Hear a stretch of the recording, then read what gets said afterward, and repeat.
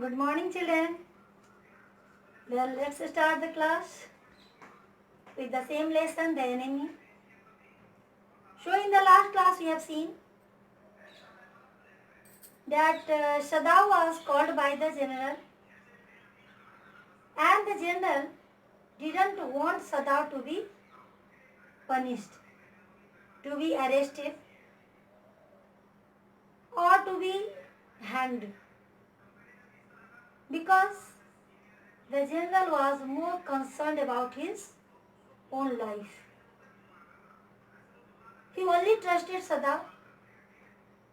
He knew that any time he could need operation, and then Sada was the skilled doctor. He had trust in Sada. He knew that Sada would not let him die. Now let's see. The general shook his head. I had rather not be the test case, he said. The general told that he didn't want to be the matter of experiment, subject of experiment. Means he didn't want that the new untrained doctors could make any experiment of him. He didn't want that he should be operated by any untrained doctor or any ruthless doctor. He only wanted that he should be operated by Sada. Because he had trust in Sada, he knew that if Sada could save the enemy's life, then he must not let him die. He felt suddenly weak and overwhelmed with the chaos of his life as an official in times such as these, when repeated victory brought great responsibilities all over the South Pacific. On the one hand, he was careful about his own life. He took care of his own health. He was concerned about his own deteriorating health. And on the other hand, in the South Pacific, over the South Pacific, the responsibilities were increasing due to the repeated victory. On the other hand, he should be responsible for the sake of country, as he was the general. But here he was conscious of his own health.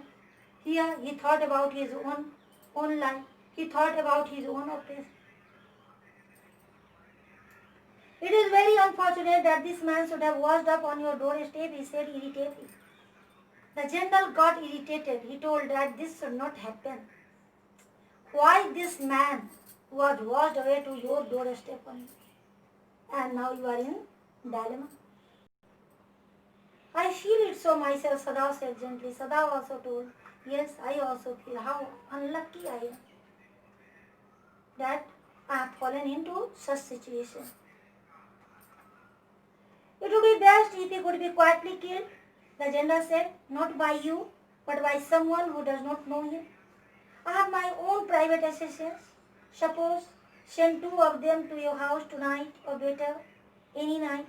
You need know nothing about it. It is now warm.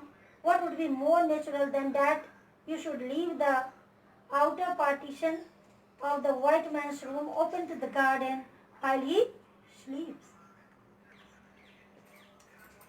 Then the general had one idea, one plan. The general told that it would be better if the prisoner would be killed, but not by you, by my own assassins. Assassin means killer, murderer, killer. He told, and assassinate means kill. He told it would be best if the prisoner would be killed by my own private assassins. Tonight or any night, I would send my own assassins. He would go into the room of the prisoner, and they would go into the room of the prisoner and they would kill him.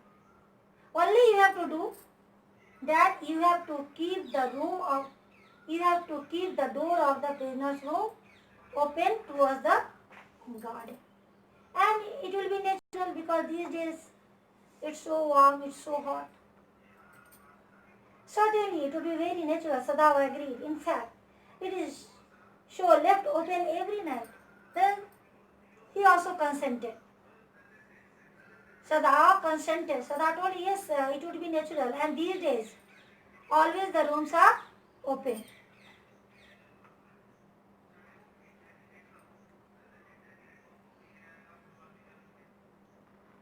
Good, the general said, yawning. They are very capable assassins. They make no noise and they know the trick of inward bleeding. If you like, I can even have them remove the body. Then the general yawned, opened his mouth widely, and the general told that these assassins are expert in killing. They will not make any noise. They will kill him silently. Not a single drop of blood would come out of his body. There will be inward bleeding only. And if you wish, then his body would be also carried away from there. Sada considered that perhaps it would be best. Excellency, he agreed, thinking of Hannah. Then Sada thought of Hannah. Hannah was always tense, always worried due to this prisoner. She was always afraid. So Sada thought that it would be better. So he gave his consent. He told, yes, it would be best. It would be best means he would be killed by the assassins. It would be best. He left the general's presence then and went home, thinking over the plan. In this way, the whole thing would be taken out of his hands. He would tell Hannah nothing, since she would be timid at the idea of assassins in the house, and yet certainly such persons were essential in an absolute state such as Japan was. How else could rulers deal with those who opposed them? He left the general's house, general's residence, and he went to his own house. On the way, he was only thinking about his plan, that how the assassins would go, how the assassins would kill. And then he thought the idea is not bad, but he thought that Hannah shouldn't be told anything about that, because Hannah would be afraid to think that the assassins would be in their house. So it would be secret to Hannah.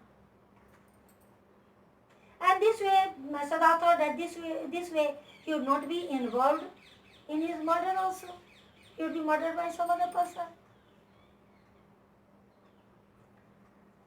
And he also thought that the estate like Japan, the country like Japan, which is absolute estate means a state, a country where the king has unlimited power, unrestricted power. So he thought that the rulers of Japan, who have unlimited power, have so many enemies. So, to kill their opponents, to kill their enemies, the rulers need such kind of assassins. Means here he is justifying the action of general. If the general has assassins, it is not bad, because he thinks that in the country like Japan, assassins are essential.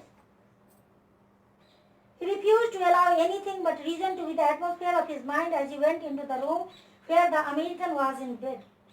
But as he opened the door, to his surprise, he found the young man out of bed and preparing to go into the garden. "What is this?" he exclaimed. "Who gave you permission to leave your room?" "I am not used to waiting for permission," Tom said gaily. "Gosh, I feel pretty good again. But will the muscles on this side always feel stiff?" He refused to allow Sada refused to allow any kind of thought come in his mind except the reason, except the logic. Means now he was not at all emotional, not at all sentimental. No sentiments and emotions he allowed to enter his mind. Only he had the reason, he had the logic that at any cost the enemy should be killed. And with this reason, he went into the enemy's room. But when he went into the room, to his great surprise, he found that he was out of the bed. The enemy was not on his bed, he was out of the bed. He was preparing, the enemy was preparing, getting ready to go into the garden. Sada was very angry. Sada scolded him, told him that who gave you permission to leave this bed and to go into the garden anywhere? Then, what did the enemy reply? Enemy told that he was not in habit of taking permission. And he told that now he was alright. He was feeling like before, but only on that side his muscles have become stiff hard. Is it so? Sada inquired, surprised. He forgot all else. Now I thought I had provided against that, he murmured. He lifted the edge of the man's shirt and gazed at the healing scars. Massage may do it, he said, if exercise does not. Some time before only, Sada thought of his murder. Sada thought that he should be killed. But as soon as he heard that his muscles of that side had got stiff, he forgot everything. Now he only remembered his duty as a doctor. And forgetting everything, he told where, how it is. It is really. And then he lifted the sword of the enemy and saw his scars. Then he told him that with the exercise, the scars would be healed. And if not with exercise, then with massage, surely it is going to be recovered.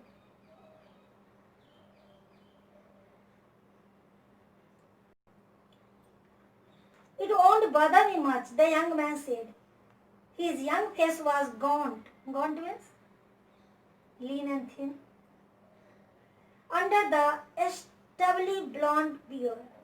Stubbly blonde. Blonde means golden. His beard was golden. Stubbly, unshaven. Under his unshaven golden beard, the face of the enemy was thin. The enemy told it won't bother him.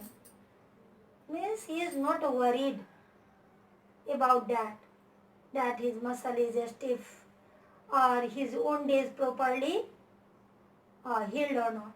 He doesn't bother about it. Doctor, I have got something I want to say to you. If I hadn't met a Jap like you, Japanese like you, well, I wouldn't be alive today. I know that. Sada bowed, but he could not speak. Sure, I know that. Tom went on warmly. His big thin hands gripping a chair were white at the knuckles. I guess if all the Japs were like you, there wouldn't have been a war. Then the enemy told that, Doctor, I want to tell you something.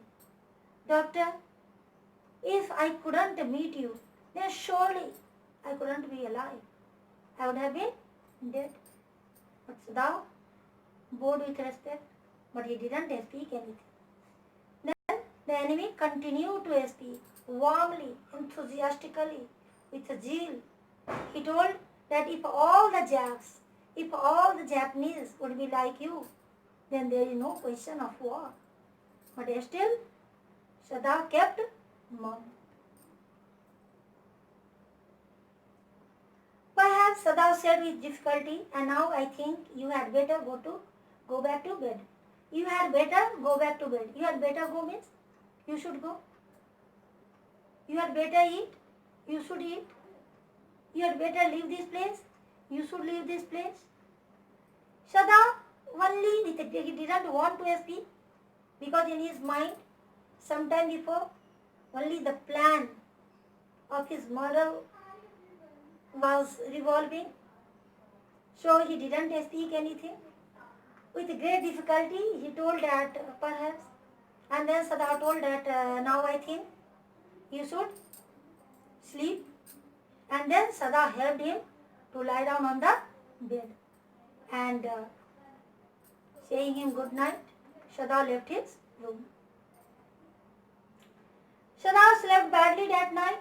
Time and time again, he walked, thinking he heard the rustling of footsteps, the sound of a twig broken or a stone displaced in the garden, a noise such as men might make who carried a burden. But that night, Sada could not sleep. Whole night, the plan of the assassins coming to his room and killing the enemy haunted him. Sometimes he heard the sound of footsteps. Sometimes he heard as if somebody is breaking the twigs of the trees. Sometimes he heard as if any burden is being carried away. Burden is here, dead body. So with these feelings, he passed the whole night. Means he was sure that the assassin came and the assassin killed him. And that's why he is hearing such kinds of sounds. The next morning he made the excuse to go first into the guest room. If the American were gone, he then could simply tell Hannah that so the general had directed. But when he opened the door, he saw at once that there on the pillow was the saggy blonde head. He could hear the peaceful breathing of sleep, and he closed the door again quietly. Next morning when he woke up, he told Hannah that he would go to his room first. Why? Because he didn't want that Hannah would go and Hannah would find that the enemy was not there. Then Hannah could ask him so many things. So he thought that he would go first, and if the enemy would have been killed, then simply he would tell Hannah that it was the general's order to allow the enemy to go away. That's why he went to the enemy's room. But to his amazement, to his astonishment, he found the enemy was still there, sleeping on the bed. His blonde hair was still on his blonde saggy head, bushy head was still on the pillow, and his breathing could be heard by him clearly. He is asleep, he told Hannah. He is almost well to sleep like that. What shall we do with him? Hannah whispered her old refrain. Refrain means children, refrain means resist also. This is verb, oppose. And refrain means the same word and phrase, which is repeated so many times. So Hannah repeated the refrain, the same word. So what we have to do with him? Earlier also she had told this so many times. Sada shook his head. I must decide in a day or two, he promised. Sada told that in a day or two, I must decide what I have to do with him. Sada promised it to Hannah. But certainly he thought the second night must be the night. There rose a wind that night, and he listened to the sounds of bending boughs and whistling partisans. Hannah woke too. Ought we not to go and close the sick man's partition? She asked. No, Sada said. He is able now to do it for himself. But the next night he was sure that the enemy would be killed. But the next night was a windy night. The wind blew hard, and they heard the bending of branches, the whistling of partition, as if somebody is sliding the partition. Hannah also woke up to hear this sound, and Hannah told him that we should go and close the partition of the enemy's room. But Sada stopped her. Sada told, no, we don't need to go. Now, he is himself alright. He can do this thing. Why? Because Sada was in fear that maybe assassin would have come, and assassins would have come, and they would have bent the branch, they would have slit the partition. No, sir. But the next morning the American was still there. Then the third night, of course, must be the night. But the next morning also, when Sada went, he found the enemy was still there, he was not killed. Then he was sure that the third night he must be killed. The wind changed to quiet rain, and the garden was full of the sound of dripping eels. Drip means to fall in drops. Use means overhanging edges of the roof. That night was the rainy night. Third night was the rainy night. And the whole night, garden was full of the sound of dripping leaves, full of the sound of the falling of raindrops from the edges of the roof. Shadab slept a little better, but he woke at the sound of a crash and leaped to his feet. Suddenly, Shadab was sleeping, but suddenly he heard the sound of crashing something, falling something, breaking something, and then he woke up and stood on his feet, jumped on his feet. What was that? Hannah cried. The baby woke at her voice and began to wail. I must go and see. Hannah also woke up and Hannah told her, what is this? To hear their sound, the baby also woke up. The baby started crying. Then Hannah told that we should go and see what is this. But he held her and would not let her move. But he held her. He held her arm. Shadab held her arm and he did not allow her to go because Shadab thought that it was none but the assassins have come. Shadab, she cried, what is the matter with you? Then she was angry. She told Shadab, what happened to you? Why are you stopping me? Why don't you allow me to go? Don't go, he muttered. Don't go. But Shadab was only telling, no, you will not go. Okay, children. So that's all for today.